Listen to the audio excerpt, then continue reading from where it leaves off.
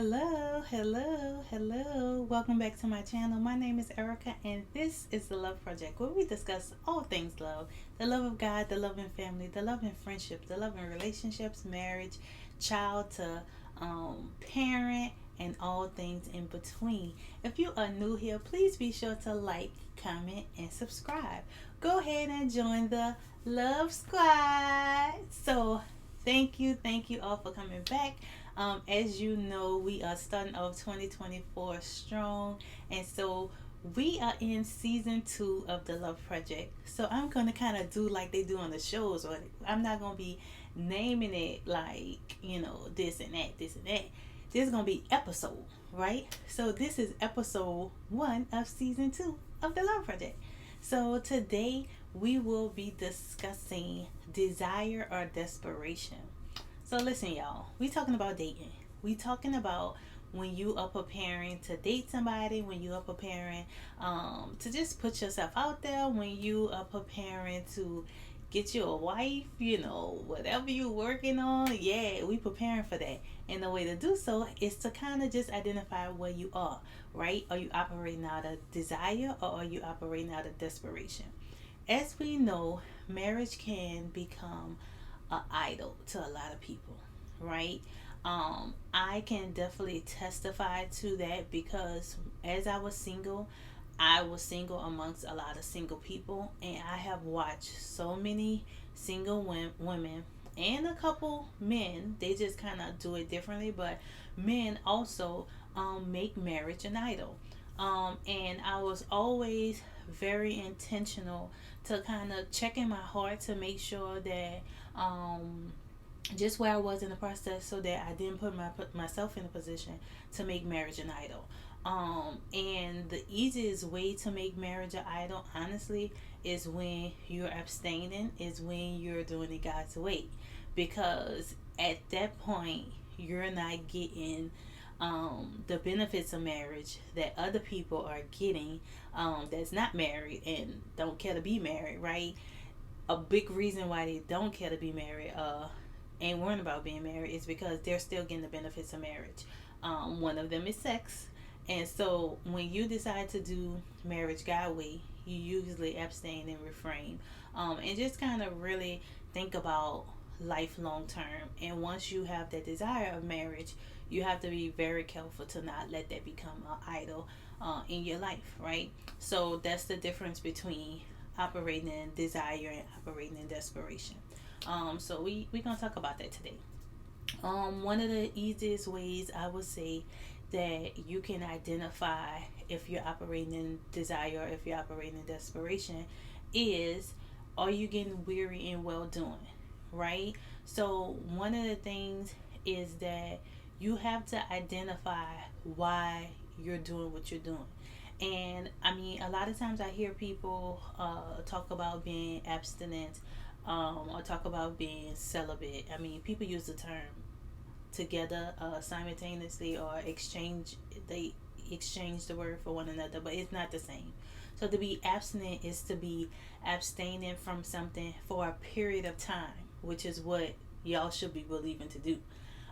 Being celibate is for a lifetime. So it is something you plan to never participate in, right? So those they talk about those type of people in the Bible. That's what Paul was. Paul was celibate. Paul didn't had no desire to be married, and he planned on not engaging in sexual activity. He was just gonna live his life for the Lord. That's celibacy, right? Abstaining is, I am doing this for this period of time, or I am doing this period of time till I get married. So it's still a period of time because it's until I get married. The only difference is we'll always know when it is. But anyway, when you decide what you're doing it for, right? So you have to get back to the basics of your why. Your why is so important because I abstained before, like long time ago. I abstained, but it had nothing to do with God. It was just me being single. I was single at the time, and I just was abstaining until I got me a boyfriend, a serious relationship. So that was for that particular reason. Like, it's like, oh, I'm not with nobody. I ain't trying to be still messing with my ex, and I ain't trying to be messing with no new boo that ain't going nowhere. So when I get me a man, then it's whatever, right? So that was a period of abstaining for me, and because there wasn't a true why behind it, I I want to say I wasn't in a relationship when I actually came out my abstinence. I mean, I end up being in a relationship with the person, but when you don't have a why, you can find any reason to go against what you originally said.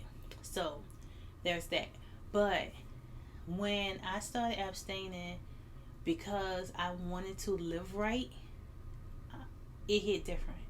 It hit totally different because it wasn't about what Erica wanted. It was about me living for the Lord. Me knowing that the way that I was living wasn't right. Me knowing that the way that I was living wasn't according to God's word. And so it really was like a turning of my heart, right? It was a godly sorrow that leads to repentance, and then me having that reason to abstain.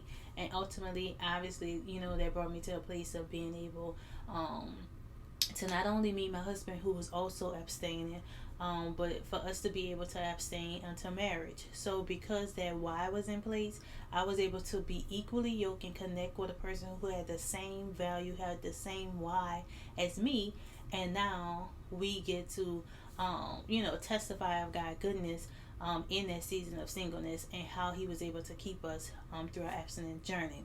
So that's always a good way to kind of just check yourself and understand why you doing what you're doing anyway. When you ready to date, when you looking for a mate, why do you want to be married? Why do you want to date? Why that person? Why is this person appealing to you? Why are you interested in them? Why you don't like being by yourself? Why you not enjoying your singleness? Why you think that being married is going to change everything? Why? So establishing your why will definitely let you know if you're operating out of desire or desperation. And back to what I was saying about, are you enjoying this season?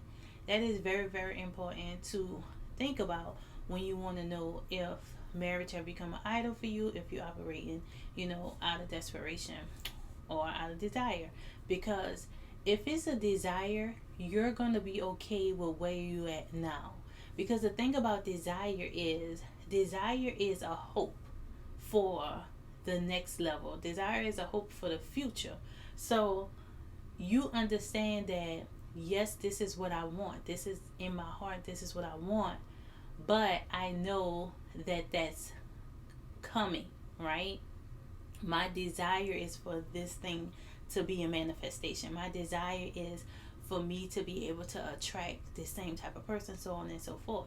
But when you operating out of desperation, you're angry, you're bitter, you're upset, you're unhappy, you just feel like God is punishing you and all these things because you're not happy or content with where you are.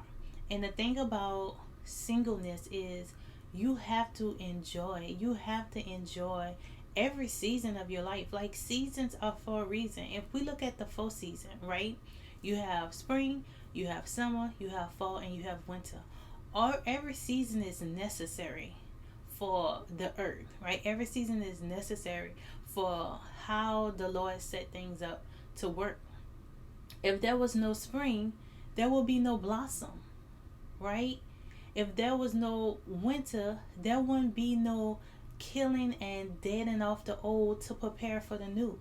If there was no fall, there would be no separation and no pruning of everything that is no good, everything that's stale, everything that's old. And there has to be a pruning season, right? So if there's no summer, baby, where the fun at?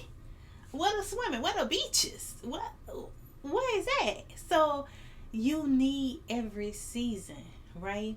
And so many times We are always waiting for the next season to come.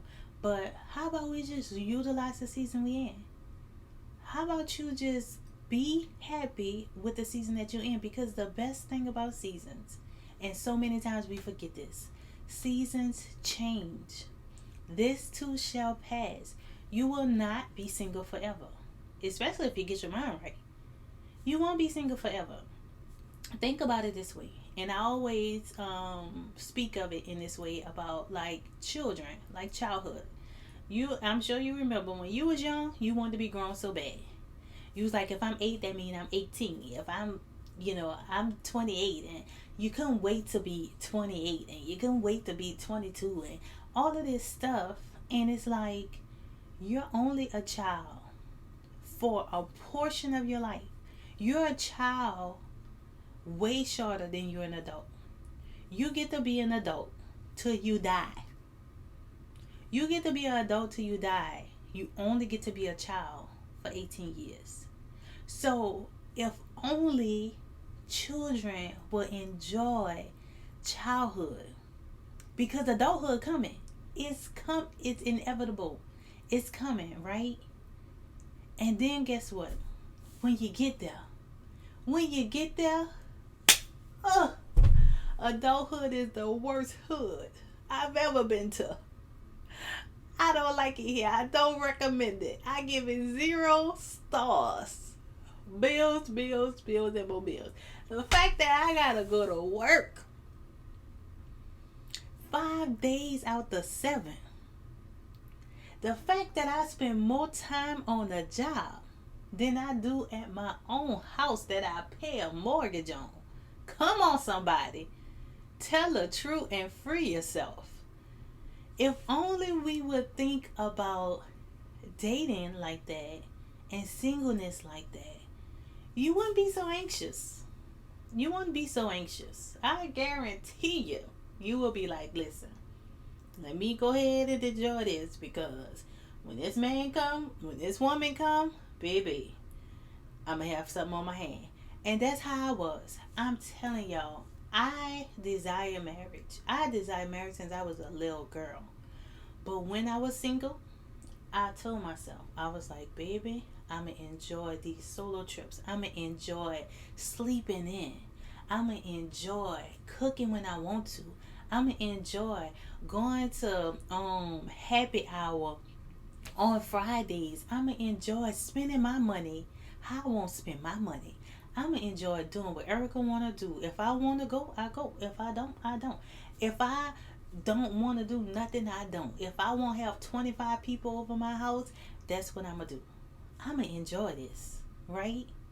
I'm going to enjoy that I could get up and go bounce here, bounce there. Hey, how you doing at this party? Dip out, go there next. And I'm going to enjoy this, because it's going to come a place in time when I'm going to have a husband and I'm going to have a family. And I'm going to have people that I'm responsible for and that's looking for me to do my part. And I'm not going to be able to do these things. And sure enough, oh Lord, baby, my husband already know. If I ain't home by a certain time, where you at? Where you at? Yeah, so, it's just like, it's different in marriage. It's so different. And the Bible even talks about this. The Bible literally tells us that when you are single, that's the best time to seek God, to do God's work. You have time, you're available. You can follow God wherever He want to take you. If He wants you to be a missionary and go overseas, you can do that, because you have the freedom, the time. Literally, you're answering to nobody but God when you're single. Oh, but when you marry, even God Himself tell us that when you marry, you have to tend to the things of the world, your family, your spouse, your children. And you gonna bank burn me. I mean, if you love me, you're gonna make time for me. But I know that your affections is gonna be set on the things of the world, the family you created, and providing for your family, and taking care of your children, and meeting the needs of your spouse. The Lord, He already know. He already know that. And so if he can tell you, look, when you get that man, this is how you're going to be acting, then you have to be mindful that he's not going to bring somebody in your life that's going to distract you. He's not going to bring somebody in your life that's going to pull you away from him. And he's not going to bring it faster than he should. Because the Bible also tells us don't awaken love before it's time. It tells us that for a reason. So the Lord know if you're not spending time with me now, if you're not getting to know me now, if you're not building your relationship with me now, you definitely ain't gonna do it when that man or that woman come. Oh baby, it's over for me. It's over for me. I'm gonna be looking for you. I'm gonna be looking for you with a flashlight in the daytime. He already know. So he not gonna set you up like that to fail. He not gonna set himself up like that because he want a relationship with you and he need a little bit of your time. So he not gonna do that. So again, this is the time. Have that desire. Have that desire. You know that the Lord, he not gonna let you delight yourself in him and he not give you the desires of your heart. That's scripture. The Bible tells us, delight ourselves in the Lord and he will give you the desires of your heart. He's not going to let you delight yourself in him and then he don't give you what you're desiring.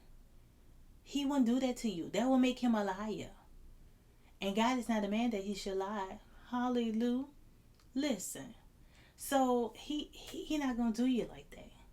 So make sure that it's a desire. That you are desiring a spouse, that you're desiring to have a godly marriage, right? That matters to God. Have a desire that you're going to raise your family, your children in the things of the Lord. That matter to God. Have a desire that as for me and my house, we going to serve the Lord. So that means that you got to marry a man or a woman that also want to seek God. Because if not, it ain't gonna work. And he not gonna do that to you.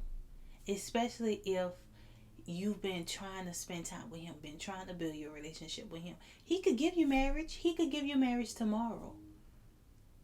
But why? Why if it's just gonna tear you apart?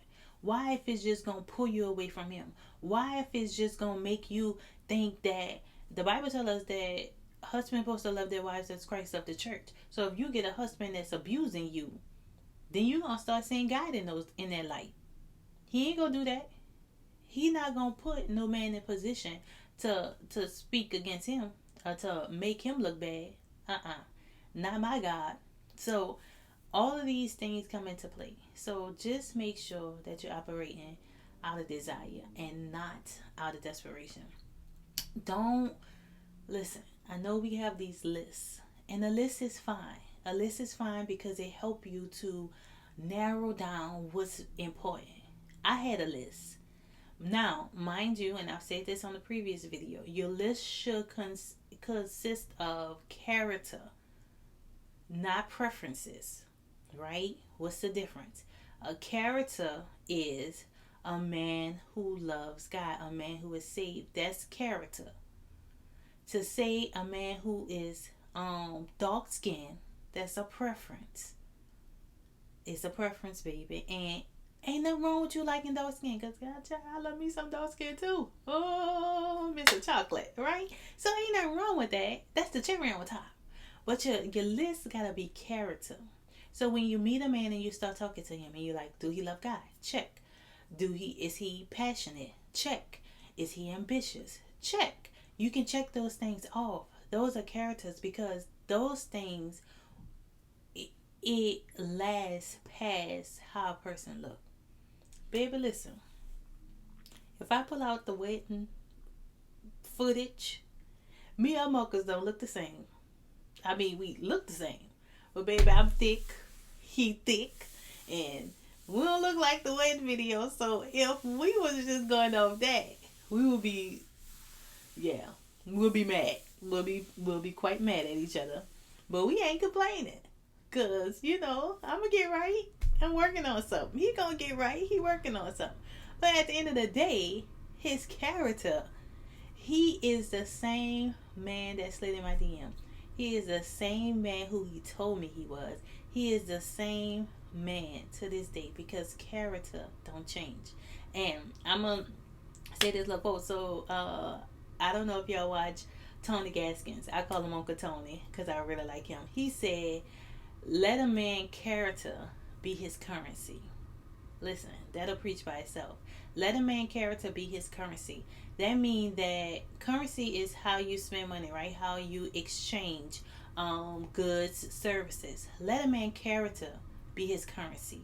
Don't let a man money be his currency, because what?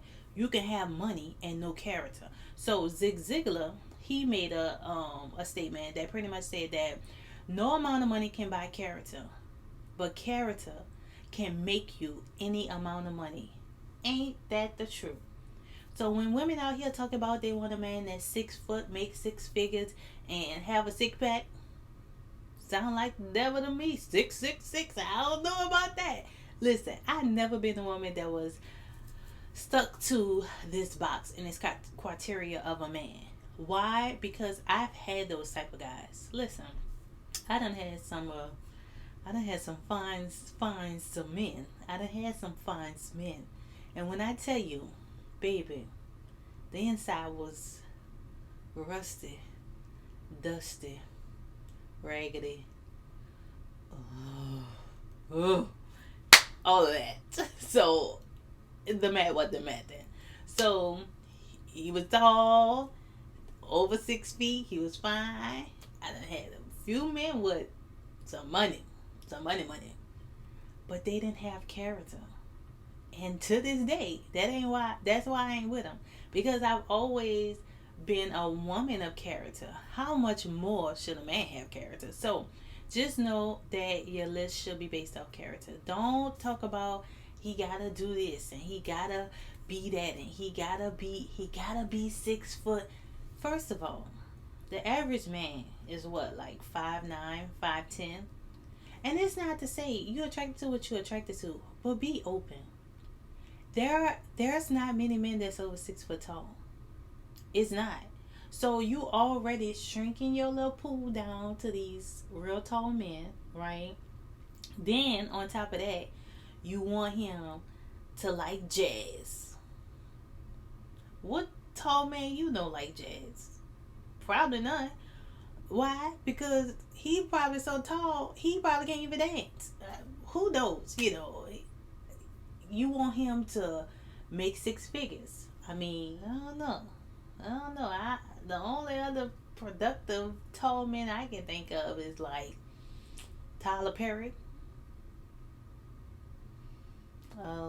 Yeah, he got 6 figures, and he over 6 feet.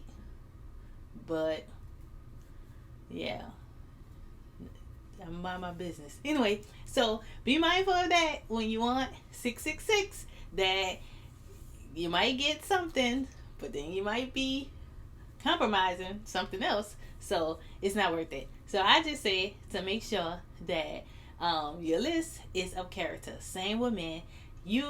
There's many women out here. Men, it should be much easier for you than it is for women, because I always say that men choose and women agree. So it's no reason that a man who desires a wife haven't found one yet, because you should be asking women out, you should be going on dates, and you should be just kind of seeing what's out there, right?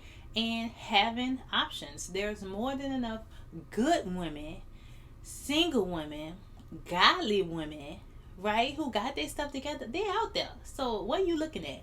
But your problem is you looking at booties. You're looking at booties, and you're looking at if she got the 36, I don't know what it is, 36, 28, 36. I don't know. That sounds super thick. But anyway, that's what you're worried about. That's your problem. Listen, if she's a beautiful woman and she got the necessities, work out. Help her. Listen, once she work out, it's going to fall where it needs to fall.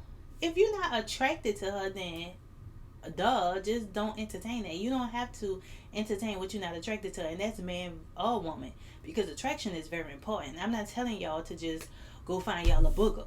I'm not saying that.